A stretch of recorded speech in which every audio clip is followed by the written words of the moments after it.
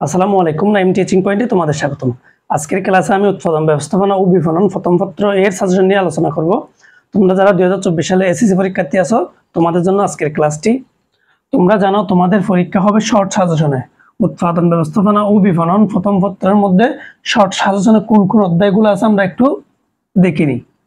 প্রথম অধ্যায় উৎপাদন, দ্বিতীয় অধ্যায় উৎপাদনের উপকরণ, পঞ্চম অধ্যায় উৎপাদন ব্যবস্থাপনা, ষষ্ঠ অধ্যায় পণ্য ডিজাইন, সপ্তম অধ্যায় মান ব্যবস্থাপনা।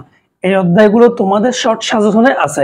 এখন আলোচনা করব কোন অধ্যায় থেকে কয়টা সৃজনশীল আসতে পারে, তোমাদের জন্য কোন অধ্যায়গুলো বেশি ইম্পর্টেন্ট, তোমরা কোন অধ্যায়গুলো গুরুত্ব দিয়ে পড়বে। এখন আমি সেগুলো বলবো। তোমরা অবশ্যই প্রথম অধ্যায় উৎপাদন থেকে তোমরা অবশ্যই দুইটা সৃজনশীল হবে, উৎপাদন থেকে দুইটা সৃজনশীল আসবে। দ্বিতীয় অধ্যায় হচ্ছে উৎপাদনের উপকরণ। এই উৎপাদনের উপকরণ হচ্ছে এখান থেকে 2 থেকে 3টি প্রশ্ন আসতে পারে। এখান থেকে 2 থেকে 3টি প্রশ্ন পাবে, কমপক্ষে তোমরা 3টি প্রশ্ন পাবে। 3টি প্রশ্ন তোমরা এটা ধরে নাও, 3টি প্রশ্ন পাবে। দ্বিতীয় অধ্যায় উৎপাদনের উপকরণ থেকে তোমরা 3টি প্রশ্ন পাবে, 2 থেকে 3টি প্রশ্ন পাবে, কমপক্ষে 3টি থাকবে। পঞ্চম অধ্যায় উৎপাদন ব্যবস্থাপনা, এখান থেকে 2টি প্রশ্ন আসবে। উৎপাদন ব্যবস্থাপনা অধ্যায় থেকে তোমরা 2টি প্রশ্ন পাবে। ষষ্ঠ অধ্যায় হচ্ছে পণ্য ডিজাইন থেকেও তোমরা পাবে 2টি। এবং সর্বশেষ সপ্তম অধ্যায় থেকে তোমরা পাবে 3টি প্রশ্ন। সপ্তম অধ্যায় এবং দ্বিতীয় অধ্যায়, এই দুইটা অধ্যায় থেকে তোমরা 3টি করে সৃজনশীল পাবে, এবং আর প্রত্যেকটি অধ্যায় থেকে তোমরা 2টি করে সৃজনশীল পাবে। অর্থাৎ তোমরা প্রথম অধ্যায় থেকে 2টি, পঞ্চম অধ্যায় থেকে 2টি, সপ্তম অধ্যায় থেকে 2টি। এরপর দ্বিতীয় এবং সপ্তম অধ্যায় মিলে 5টি প্রশ্ন পাবে, তোমরা 5টি সৃজনশীল পাবে। এগুলা হচ্ছে তোমাদের শর্ট সাজেশনের অধ্যায়গুলো আছে, এবং এই অধ্যায়গুলো থেকে এভাবে প্রশ্ন আসবে। আর এখন তোমরা কোন কোন অধ্যায়গুলো আগে করবে এটা নিয়ে আলোচনা করবো। তো সব অধ্যায় পড়ার দরকার নাই। উৎপাদন ব্যবস্থাপনা ও বিপণন অধ্যায়টি অনেক লেখা লিখতে হয়, তাই তোমাদের প্রত্যেকটা অধ্যায় পড়ে যাওয়ার দরকার নাই। ভালো করে তোমরা 3টা অধ্যায় পড়ে গেলে 7টা আনসার করতে পারবে।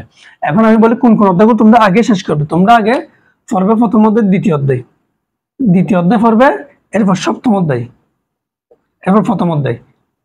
এই 3টি অধ্যায় তোমরা পড়বে সিকিউ এর জন্য। এই 3টি অধ্যায় তোমরা পড়বে। অর্থাৎ সৃজনশীলের জন্য এই 3টি অধ্যায় তোমাদেরকে পড়তে হবে। সৃজনশীলের জন্য যদি এই 3টি অধ্যায় পড়ো তাহলে হবে এই 3টি অধ্যায় থেকে, অর্থাৎ প্রথম অধ্যায় থেকে দ্বিতীয় অধ্যায় থেকে তোমরা 3টি পাবে, সপ্তম অধ্যায় থেকে 2 থেকে 3টি পাবে, এখান থেকে 2টি পাবে। তাহলে সর্বমোট যদি যোগ করে হয় 8টি, প্রায় 8টি। তো যদিও তোমাদের 7টি কমন লিখতে হবে, 7টি, সেই হিসাবে তোমরা এই 3টি অধ্যায় পড়ে গেলে হয়ে যাচ্ছে, আর বেশি পড়তে হচ্ছে না। যদিও চাও এরপর তোমরা চাইলে ষষ্ঠ অধ্যায়, সপ্তম অধ্যায় পড়ে যাইতে পারবে। আগে এই 3টি অধ্যায় তোমরা মাস্ট শেষ করবা এবং ভালোভাবে পড়বা। ছোট প্রশ্ন এই 3টি অধ্যায় তোমরা শেষ করবা। শেষ করার পর এই 3টি অধ্যায়ে তোমরা 2021 এবং 22-23 সালের বোর্ড কোয়েশ্চেন গুলো তোমরা পড়ে নিও ভালো করে। এমসিকিউ এর জন্য বোর্ড কোয়েশ্চেন গুলো পড়বা, শর্ট কোয়েশ্চন অর্থাৎ 1 নম্বরের সৃজনশীলের ক নম্বরের জন্য তোমরা বোর্ড কোয়েশ্চেন গুলো ভালোভাবে পড়বে। এখন আমি তোমাদেরকে বলবো এমসিকিউ এর জন্য কোন অধ্যায়গুলো পড়বে। অবশ্যই এমসিকিউ এর জন্য সব অধ্যায় তোমাদের পড়তে হবে। এমসিকিউ এর জন্য সব অধ্যায় অবশ্যই তোমাদের পড়তে হবে। সব অধ্যায় ভালো করে পড়ে এমসিকিউ এর জন্য এরপর করতে হবে তোমাদেরকে বোর্ড কোয়েশ্চন।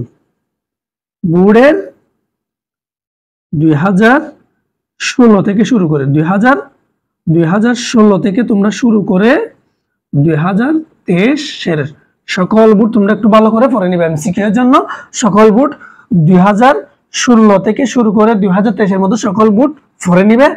এবং অন্যান্য তোমাদের যদি টেস্ট পেপার থাকে, এই টেস্ট পেপার থেকে বিভিন্ন স্কুলের প্রশ্নগুলা শুধুমাত্র এমসিকিউ এর জন্য বিভিন্ন প্রশ্নগুলো তোমরা নিজে এক্সাম দিবে। অর্থাৎ অধ্যায়গুলো সবগুলো ভালোভাবে পড়ে তোমরা নিজে রিভাইজ দিবা, মানে নিজে যে এমসিকিউ গুলো তোমরা পারতেছো কিনা দেখবে। এমসিকিউ এর জন্য অবশ্যই সবগুলো অধ্যায় পড়বে, এবং বোর্ডের 2016 থেকে 2023 সালের সকল বোর্ডের এমসিকিউ গুলো তোমরা প্র্যাকটিস করবে, তাহলে তোমরা এমসিকিউ তে ভালো করতে পারবে। এখন আমি আলোচনা করব তোমাদের সৃজনশীল লিখতে হবে কয়টি। পরীক্ষায় অবশ্যই তোমাদের 11টি সৃজনশীল আসবে, তোমরা 7টি লিখবে। 7টি যদি সৃজনশীল লেখো, একটির মান হচ্ছে 10, 70। এমসিকিউ আসবে 30টি, প্রতিটির মান হচ্ছে 1, সমান হবে 30। সর্বমোট তোমাদের পরীক্ষা হবে 100-তে। এখন পাস করার জন্য তোমাদেরকে এই 70-এ পেতে হবে 23, এবং এই 30-এ পেতে হবে তোমাদেরকে 10, সর্বমোট 33, অর্থাৎ একসাথে তোমাদেরকে পাস করার জন্য 33 পেতে হবে। যেহেতু প্রশ্ন সারতে লিখতে হবে, তাই তোমার কি করা উচিত, তুমি দ্বিতীয় অধ্যায়, সপ্তম অধ্যায়, প্রথম অধ্যায় 3টে অধ্যায় ভালো করে পড়ার পর বাকি 2টা অধ্যায় পড়তে পারো। এবং এই 3টে অধ্যায় পড়ে তোমাদের যদি টেস্ট না থাকে, তোমরা অধ্যায় হিসেবে ধরে ধরে প্রত্যেকটা অধ্যায় থেকে কমপক্ষে 5 থেকে 10টি সৃজনশীল ভালো করে পড়ে যাবে। ক আর ক মুখস্থ করবে এবং গ আর গ এর জন্য বিগত সালের প্রশ্নগুলো তোমরা দেখে প্রস্তুতি নিতে পারো এবং একটু বুঝে বুঝে পড়তে পারো।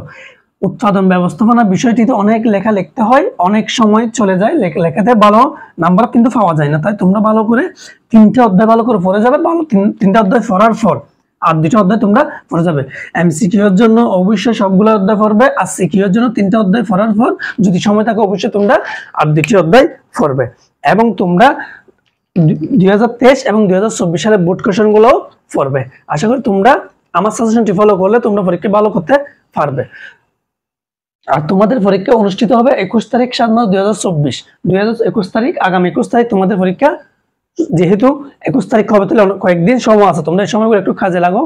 তোমরা ভালো করে তোমাদের এই দ্বিতীয় অধ্যায় একটু বড়, এই দ্বিতীয় অধ্যায়টা একটু বড়, এখান থেকে 3টা হয়, মাঝে মাঝে 4টাও প্রশ্ন হয়ে যায়, আর 2টা 3টা 4টা কমপক্ষে 3টা প্রশ্ন অথবা 4টা প্রশ্ন পাবে শুধু দ্বিতীয় অধ্যায় থেকে। তাই দ্বিতীয় অধ্যায় এবং সপ্তম অধ্যায় থেকেও 3টি থেকে 4টি পেতে পারো।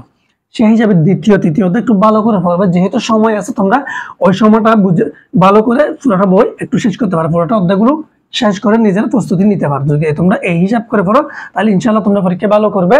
এবং তোমাদের যদি আমার এই কাজটি ভালো লাগলে একটি লাইক দিবে, এবং পরবর্তীতে আমি আরো উৎপাদন ব্যবস্থাপনা দ্বিতীয় পত্র সাজেশন দেবো। ততক্ষণ তোমরা ভালো থাকবে, সুস্থ থাকবে। আল্লাহ হাফেজ, সালামু আলাইকুম।